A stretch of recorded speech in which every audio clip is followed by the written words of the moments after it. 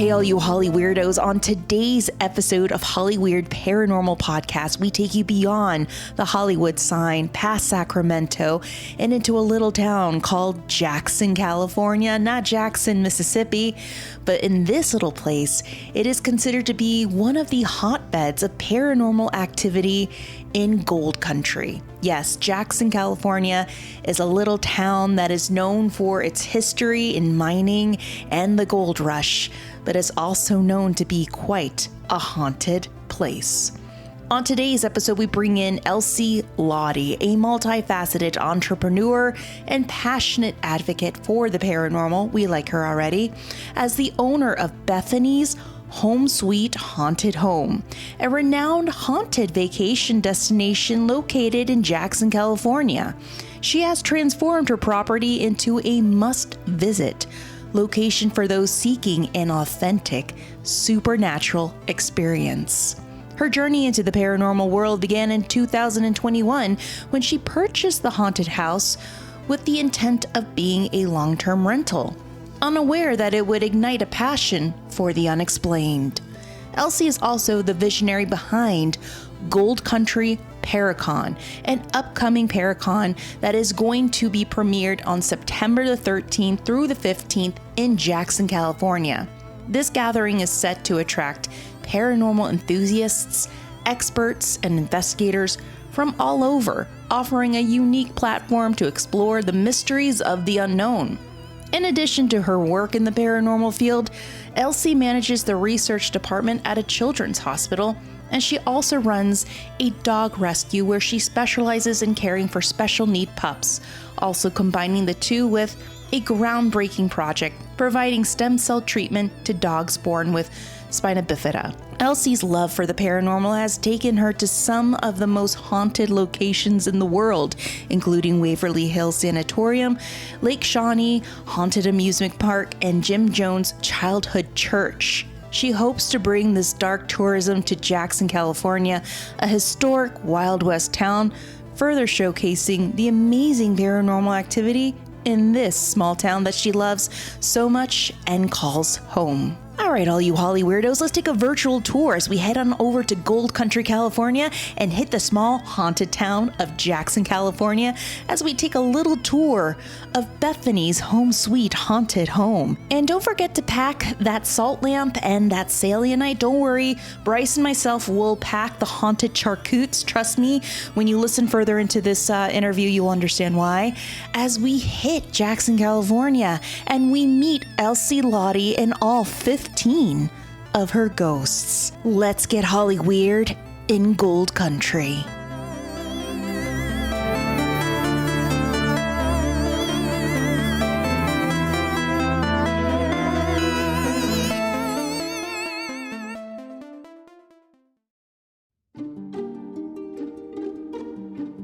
Hey, all you Holly Weirdos.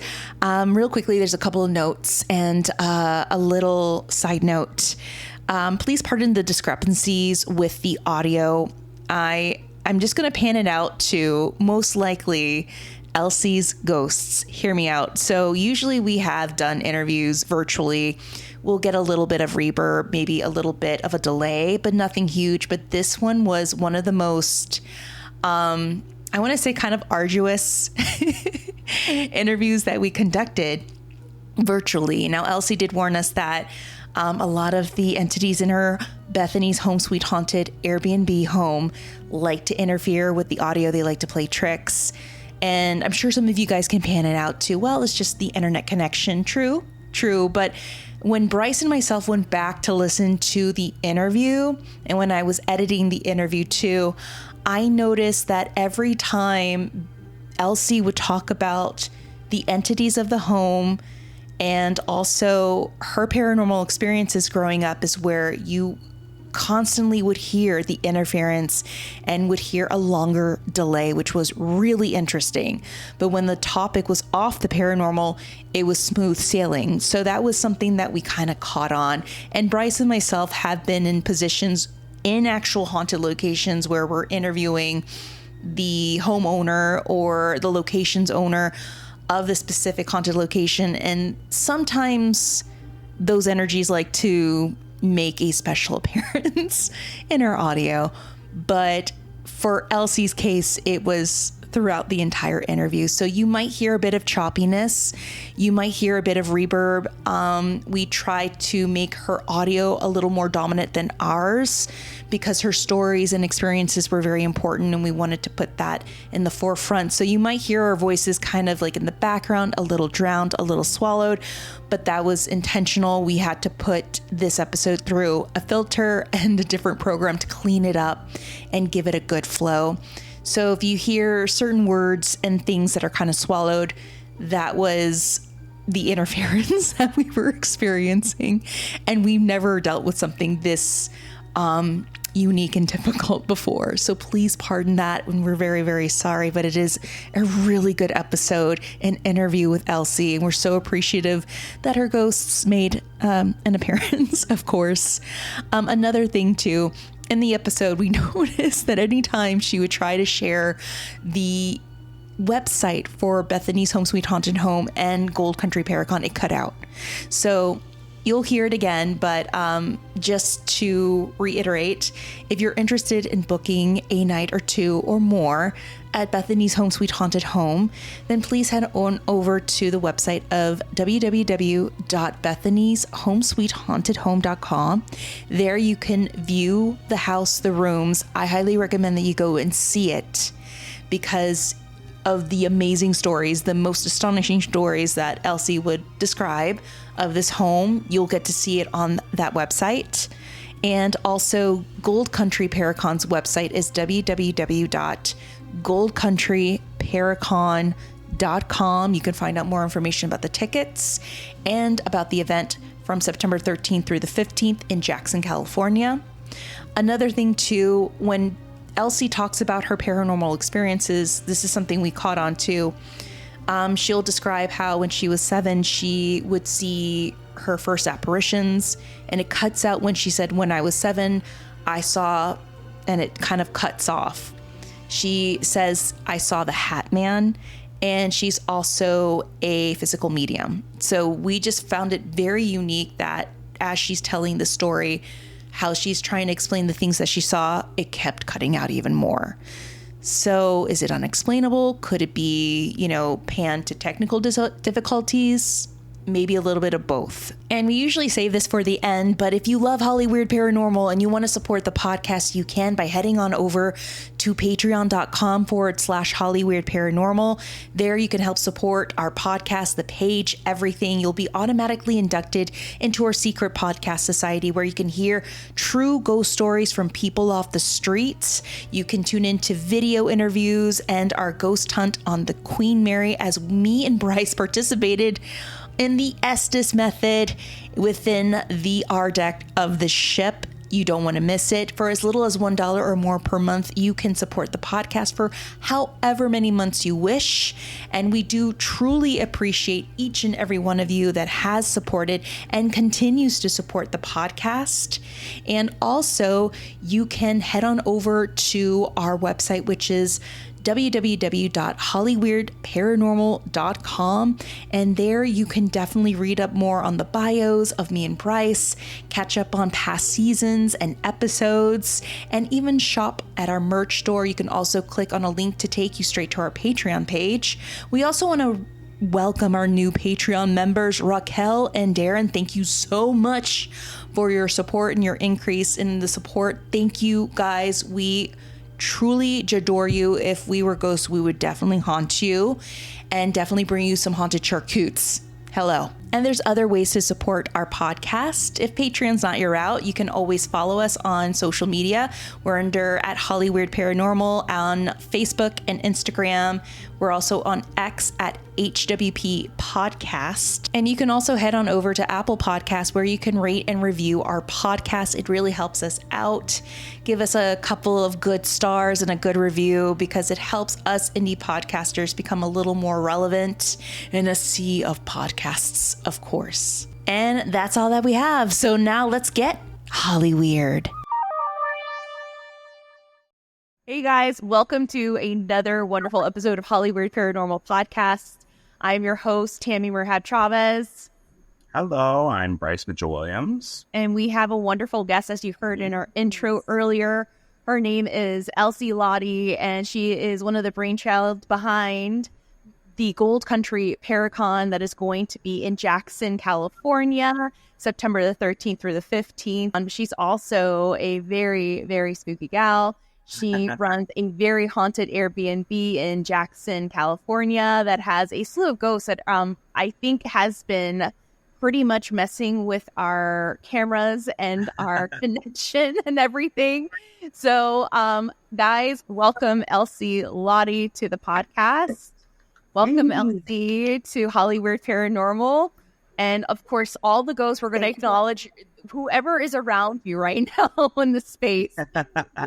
Thank you, guys, for having me. Yes, and Fred, it's probably you. Used to work on radios and TVs back in the day. Get away, go away. So, thank you so much. Well, Elsie, I mean, guide us through your journey of the paranormal, and how did you end up with Bethany's Haunted Sweet Home, the haunted Airbnb that you run in Jackson, and all of its ghosts that are pretty much, I think, with us right now in this interview. So I say that I was scammed by the ghosts into buying a house. And so in 2021, I was looking for a new opportunity. I had a rental. My friend was renting and she was buying her own house. And then at that point in time, there was an eviction moratorium, as you all remember. And so I thought, well, I can't afford to pay this mortgage. And so I was kind of looking at other options. So I kind of decided to sell that house and buy a boarding house.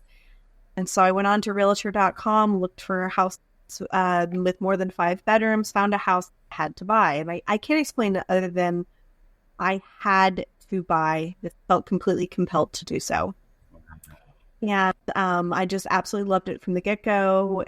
So I say that I didn't know that the house was haunted until our final walkthrough. Like, they hid from me until the final walkthrough. And at the same time, I had to walk from one end of the house. And I told my my real estate agent and my handyman, I said, oh, I don't like this room. And she's like, why? And I said, there's a girl in the closet. And they just thought it was crazy. So yeah, my first time ever actually being in the house I had a paranormal group that went in like right away. And the first thing they did was walk in. This woman walks in and walks in that room, comes out and says, I don't like that room. There's a girl in the closet. And wow. Yeah. And so even at the time, I planned on renting it out by the room, long-term renters, but I couldn't get tenants to stay longer than 2 or 3 months. And so I ended up turning it into an Airbnb instead. I think that's it's one thing to visit for the weekend, and it's another thing to live with them all the time, especially because, as you can tell by what they're doing currently to our systems, they are jokesters, and they are kind of pains in the butt sometimes. And so, yeah, it's one thing to live with them all the time, and it's another thing to live with them. I love them, so I have to put up with it. But sometimes it can be a lot of nonsense. Yeah, as we just experienced, because we just started using Riverside, right? This new streaming app, and for our recordings, and we've had some effortless interviews, but this one is pretty interesting, guys, because it seems like whatever is around Elsie and her home has definitely been playing tricks on us in our audio and our video, because all of our connections are pretty, solid right now. And I feel like they're just warming up pretty much right now. But that is crazy to get that feeling by the final walkthrough. You're like, this house is not clear. This house is still occupied. The home inspector, he didn't want to inspect the house, and when I came to meet him, he said to me is, what if the house is haunted? And I said, I don't care. And so we never talked about it any more than that. And I've used this man like 7 times. He's never talked about a haunted house before. But I was like, I don't care. And I just assumed, like, even if the house was haunted, one ghost appears every 6 months. Oh, like, that's what you hear about. But it's ghosts that are constantly nonsense. So how many ghosts are haunting Bethany's home sweet haunted home? That's hard to say. I know for a fact of 12, but it seems like we have ones that come in and out too. So, and any day it could be, there could be different ones here, but then we have like certain ones that are always. Run us through the history of the house and who inhabits it now. Who are the common, I guess, the ghostly inhabitants of the sweet haunted home? So the house was first purchased in 1878 by Maggie Guerra, and back then it was against the law for women to even own properties, but of course they were willing to break the laws for certain women, right? So it was a brothel, and they wanted their brothel, so they didn't care if it was a single 21-year-old woman who was buying the house. She eventually got married and raised a family here. Her ex-husband still definitely haunts the house, William. He drowned in the creek behind our house in 1909, and he was a blacksmith. And so we know when he's around because he smells bad. It's not the best smelling ghost. And he can be kind of get fresh with women. But yeah, so it was a brothel for quite some time. And then Maggie died. Her family moved into it. And at that time, it transitioned into a boarding house. And then the 20s came, another family bought it. They owned the house for 60 years. They ran it as a gambling den. There was a bar downstairs, bootlegging. Were there sex workers here? Maybe. So we had murders. Then we had everything that you can think of to make a haunting has happened here, basically. But yeah. And so many ghosts from so many different time periods. Oh my God. So say hypothetically, if Bryce and I rented the Airbnb for the weekend, who would we come into contact with, or who would come into contact with us mostly? So Fred is one of the common spirits. He likes to grab women's butts. I had somebody here earlier today, and she swears she had her boob grabbed into her. I'm like, it wasn't me. You see, I'm over here. Yeah, I've tried to explain Me Too to them. I just don't get it, you know. But yeah, so, and of course, sometimes they won't even know what's going on or won't have anything, but they have their special people that they like to mess with. Sometimes they'll turn the gas to the stove, make the ceiling fans not work, you know, like all sorts of sometimes a lot of things like that. And so usually if I go into a room and the light, I'll yell at them and then I'll leave and I'll come back later, turn it on, and the light works fine.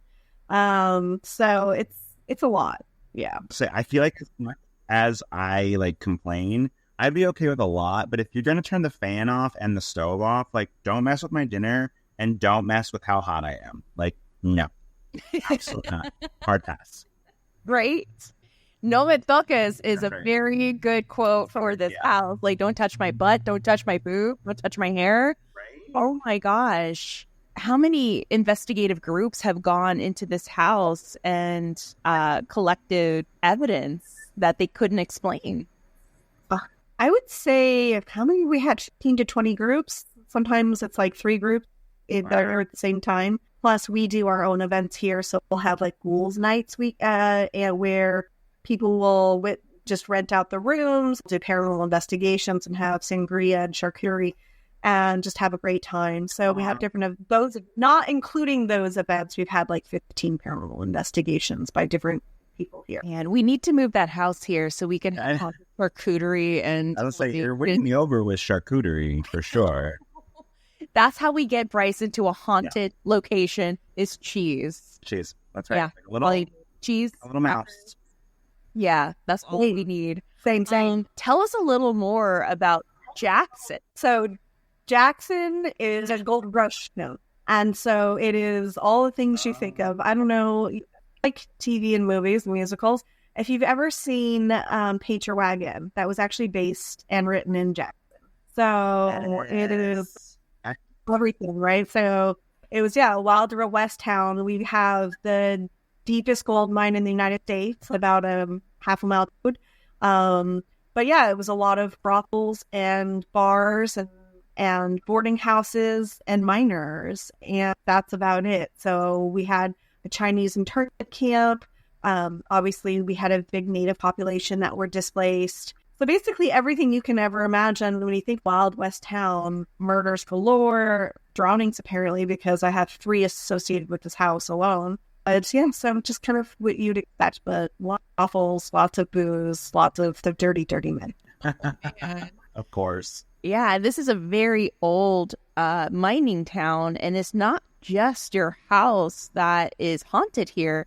There's several locations in Jackson that has a lot of activity. Can you share some of those locations? I know that there's a ton of cemeteries too that also has like some unexplainable events occur as well. All of Gold Country is haunted, and the Gold Country is kind of spread out quite a bit. It's not as centralized in a lot of areas, but I think it's all haunted. I mean, we know when people think of all the things that cause hauntings.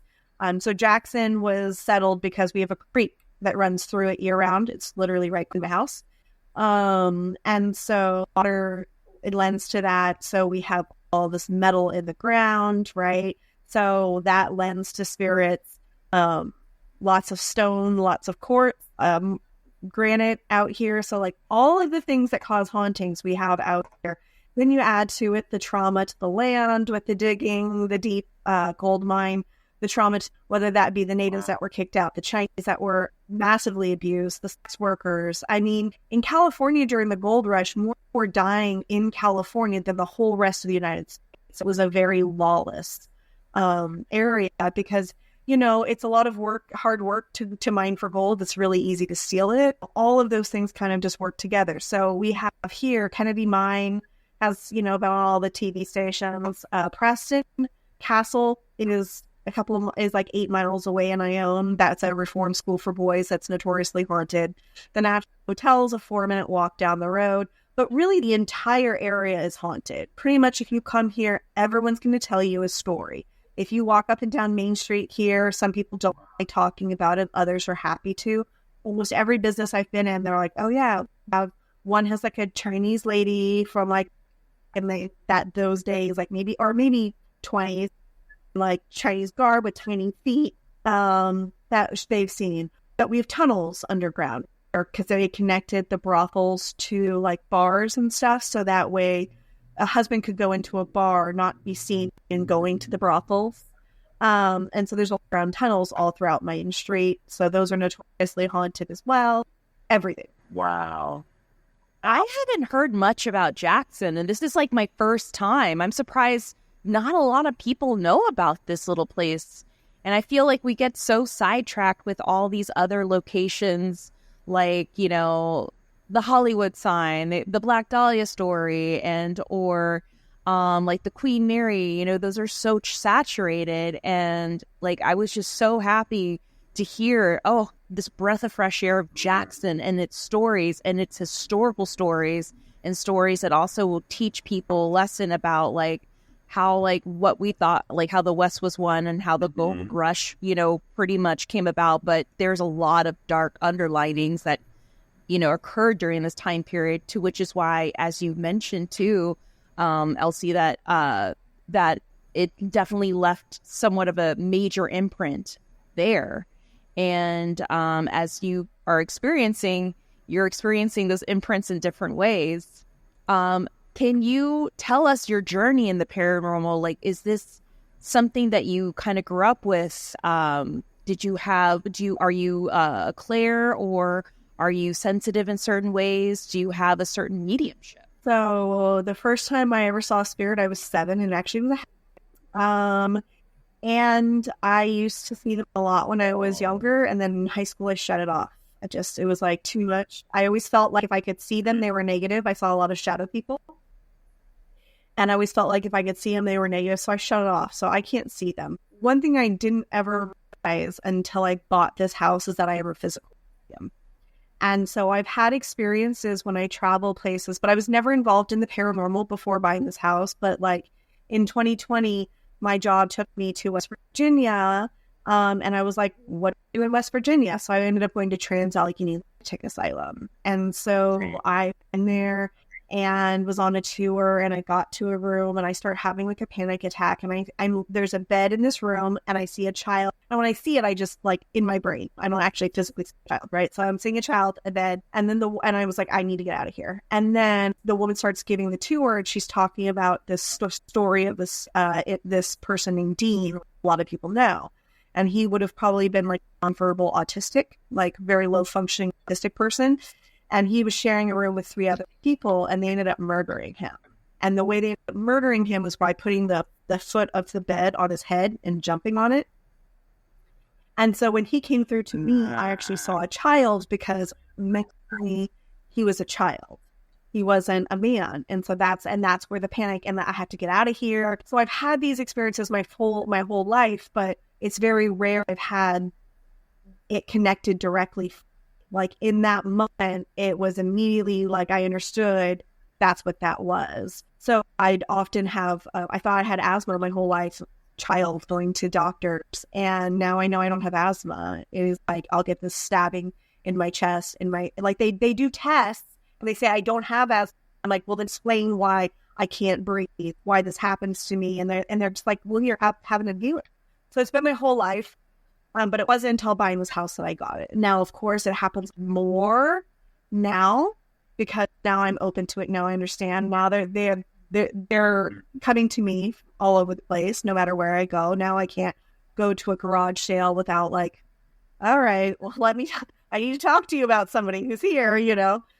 So it happens a lot more often. Wow. No, my entire life I was never involved in it. My real job was in science. Here I am, this house. I said, when I say the ghost scammed me, I mean it. And I think they knew exactly what they were doing. They better be paying like half of that mortgage or something. Oh, yeah. I mean, I guess they technically are if you're renting it and people are attracted to that. So yeah, they are doing some sort of a job. A conversation with them before where I say to them like, hey, you need to knock that off. If you scare off that renter, because, you know, I won't be able to pay it. I'm going to have to sell it. I'm going to sell it to somebody who's going to paint this bookshelf white. It's not going to be good. You need to not do that. Like, and so, because they will sometimes, if people annoy me, they will mess with them even more. So I had these tenants who I actually loved for 10 months, but they were only supposed to be there 3 or 4 months. When that 4 months was up, they started doing things to mess with them, like moving the magnets on their fridge to cover the grandchildren's faces. Yeah. So, yeah, that's just weird. It's just weird. So I had to knock it off. But stuff like that. I have a really good key story too. Christmas a couple of years ago, I had somebody who rented the Airbnb, and they showed up 2 hours early. And so they messaged me saying, oh, I'm here, open the door. And like, man, really? Like, I was like eating dinner, so I had to stop what I was doing to open the door. And so they kind of annoyed me. Well, their kids were sick, and the next day they tried to leave, but they couldn't find their keys. And I said, do you want me to come help you look? And they're like, no. So they ended up calling a locksmith from Sacramento, which is an hour away. They get here, spend $600, get a new set of keys, and they leave. Well, I end up coming up that day because I was like, I have to find these keys. First thing I have to do is head to the bathroom. So I'm heading back, and in the bedroom right before that hallway, you'll see when you're here, it was all decorated for Christmas. There is a snowman stuffy, and across its wall, a lap is like a wand, and the wand is lit up. I go in there to turn it off, and I see the keys behind the stuffy. Crazy. They wanted you to know. That is insane. This is the kind of nonsense. But then again, come on, like they're kind of looking out for you. Or like, oh, they're going to piss you off and they're going to mess with you and they're going to break all the rules. Well, here's their keys. Here's their sanity. Here's their sleep. Like, we're going to mess with them. Oh my God. Now, you mentioned too, Elsie, that there's a lot of rotating energy that comes in and out of the house. Is the house built on a specific like ley line? Like, is it just like the specific magnet that because of all these entities that is attracting other entities in the neighborhood? Like, what do you think that could be? Or is it just like, it's just Jackson, it's just this hotbed of activity that is just going to latch on to different locations? Yeah, and I'm confident there's a portal in my basement. And I think that there's one right outside of my property. And the one outside is for elemental beings, because we also get those here. And the one in the basement, we get all sorts of weird stuff around here. I get some new videos where it looks like light streaks, like large light streaks flying by my camera, like a bug that's like this big. That doesn't exist. In my basement, that has no windows. So we get really weird stuff. So the owner who lived here for 60 years, he's always in the basement. And I think the reason is he's a bouncer. He's bouncing. He's deciding who gets to come in and who doesn't get to come in. And so like a lot of my friends, like others, let's say their significant others are going to come through when they're here. And I don't think that that's incidental. I feel like it's easier for them here too. So there's a lot that goes on. Luckily, I mean, we have one I don't love, but most of them, for the most part, they're just here to have a good time, and I take care of them and they take care of me, so I protect them. Buy them presents and bring them booze. They're my unalive tenant, unalive roommate. So I treat them like people.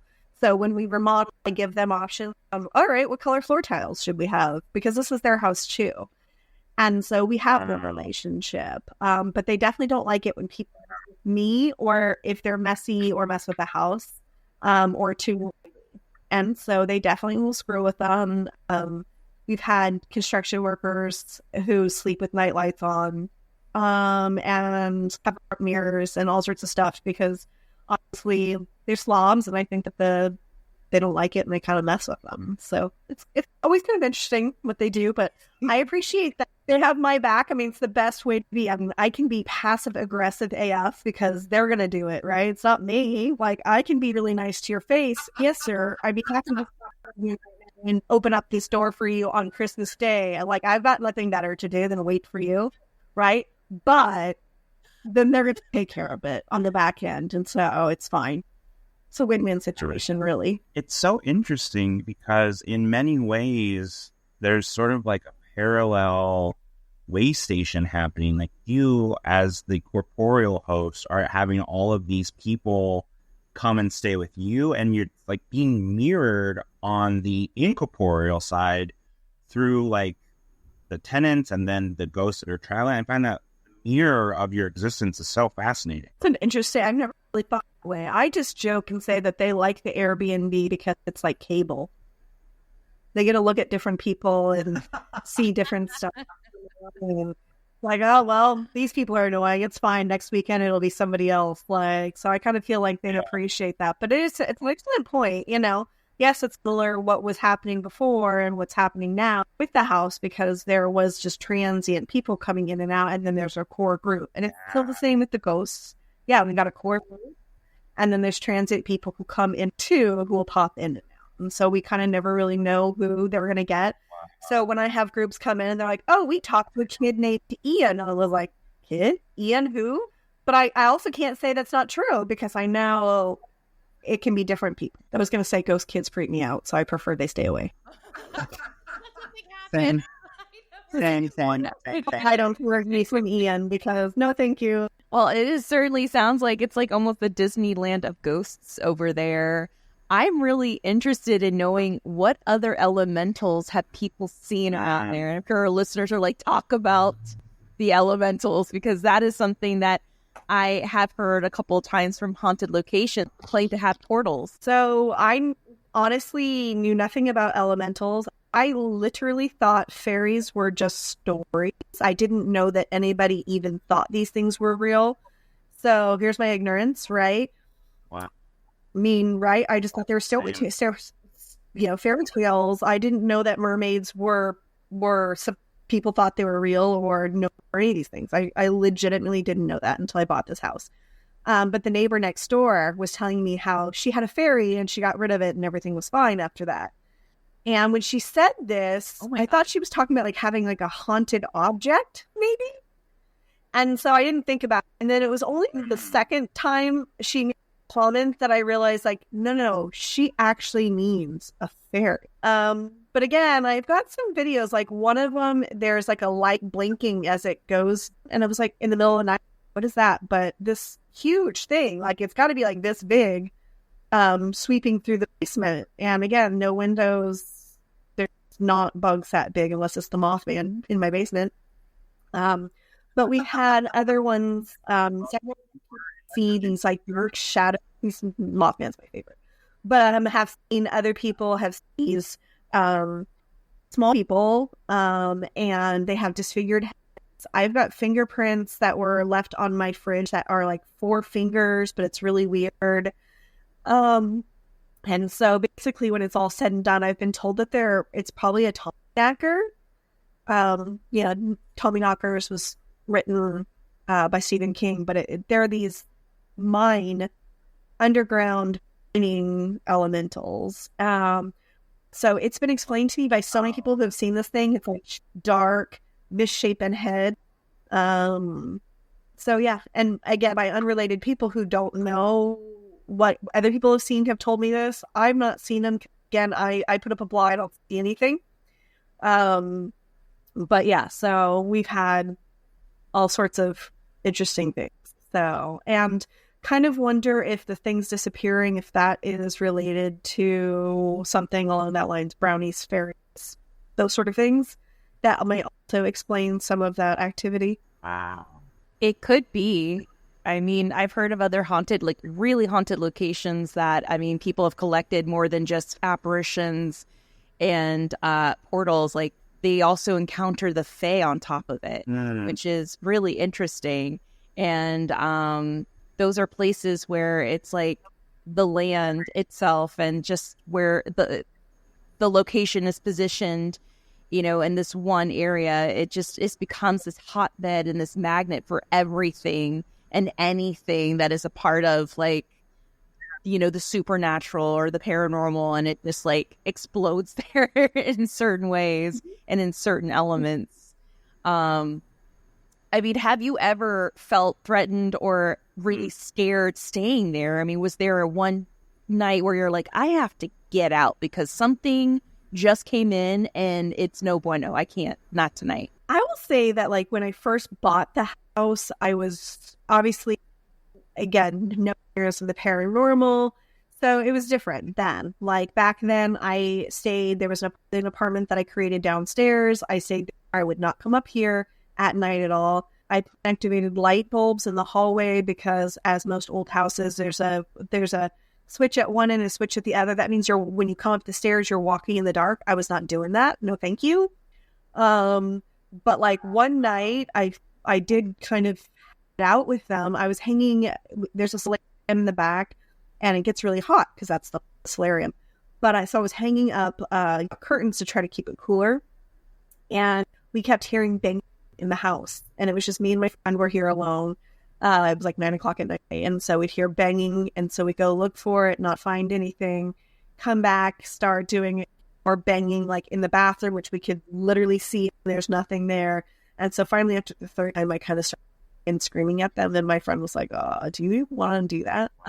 So yeah, in the beginning it was scary, but now that I know them, it's not even remotely scary. And even when I go other places, I don't know that I'm really scared too much, because I kind of feel like you get what you put out, right? And so even when I'm investigating jails or whatever, I'm not here to talk to people. Are people, right? And some are jerks in life and they're jerks in death.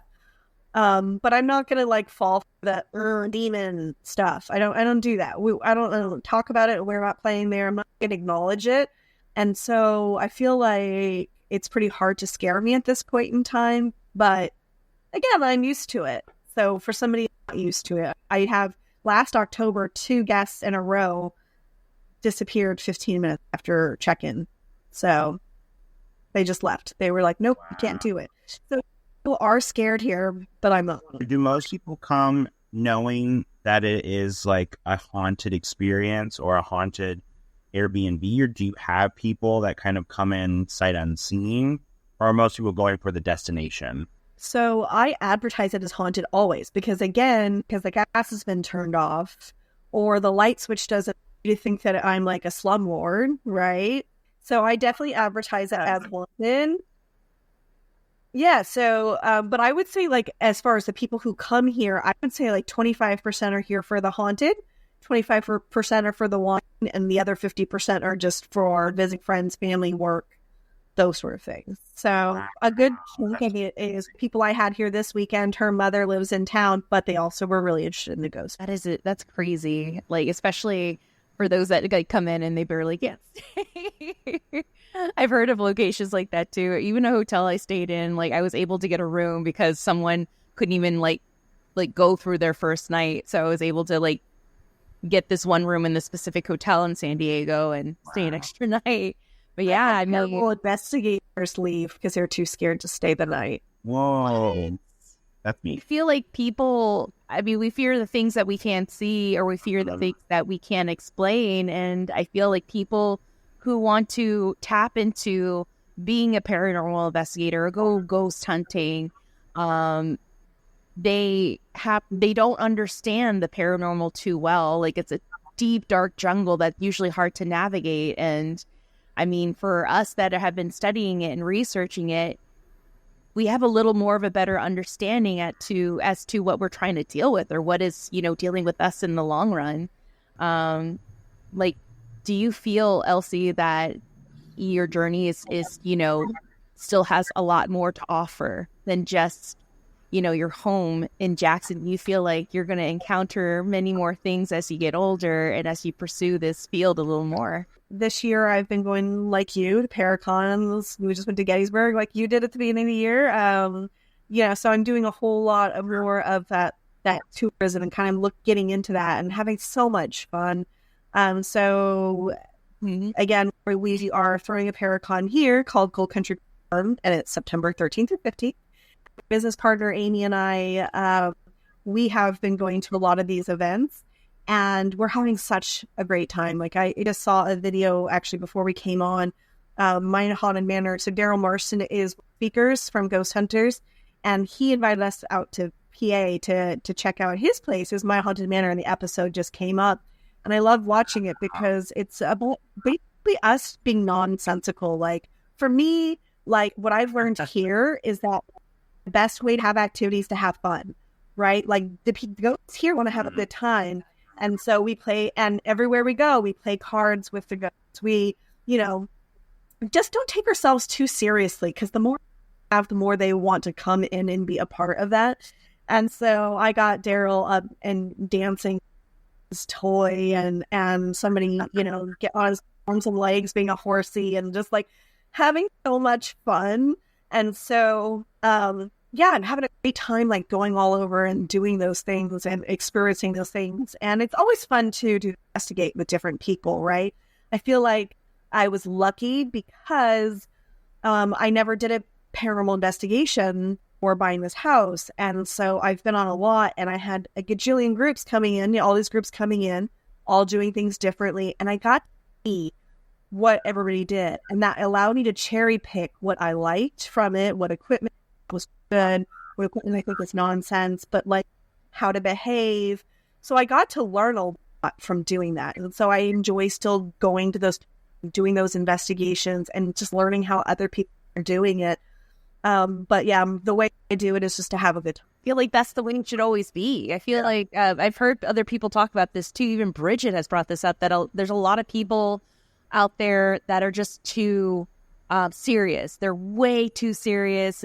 I think they copy everything that they see on movies and TV shows, that they need to be dark and serious and very very Hamlet, I guess you can say, when they approach an investigation. And even our friend Ansley too, like you said, Elsie, like you just talk to them. You talk to whatever's there with great and positive intention. You're just having fun. And I mean, a lot of times these energies were people too. And I'm sure they're sick of like these other individuals coming in their black clothing, and they're just like instigating them and cursing at them in the wall, calling them demons. And I'm sure that pisses them off greatly, but it's so true. Like, there is a fun element to it. And I feel like when you're traveling and touring these destinations, you meet a lot of wonderful people. You meet more of the living than the dead. And I feel like you connect more with the living in our journey of the paranormal as well. I'm looking at the speakers, guys, for Gold Country ParaCon, and it's amazing. Like Daryl Martson, Sarah Lemus, Heidi Hollis. There's a lot of women, as I see. Sharissa Williams and our friend Tawny Lewis of My Haunted Hometown. Oh, there's this other chica, Tammy Merhab Chavez. What? And I know Dr. Lloyd Auerbach. He's amazing. I've taken a couple of his classes at the Ryan Institute. Harvey Althouse and George, I'm going to probably butcher his last name, Shopling. But I remember seeing him on Ghost Adventures too and investigating with them. But this is a really wonderful lineup. How long has Gold Country ParaCon been a ParaCon? Year. It's our first year. Wow. So, yeah, so before I started traveling all across the country, I really wanted to go to a ParaCon. And I was talking to the guy who started OC ParaCon, and I said, I really wish there was one up here. And he said, so start one. And so I did. That is amazing. And I mean, I can't wait to see everyone here. I can't wait to travel and see what Jackson definitely has to offer. And I definitely cannot wait to go and see the haunted Airbnb and partake in the charcutes. For anybody that wants to travel to Jackson, California, September 13th through the 15th, where can they find tickets, Elsie? So Gold Country ParaCon is the best place, but we are on social media and all the places as well. So it's 13th, which, I mean, that's a good kickoff if there ever was one. And 15th. And so Jackson is about to go 1 hour from Sacramento for trying to place where it is in this great big state, of course. But yeah, and Best Western is like $90 room night. It's, affordable, but it's a big one. So it's all the things, we've got paranormal investigations. I've never seen this before, but Dan's doing an alien hunt.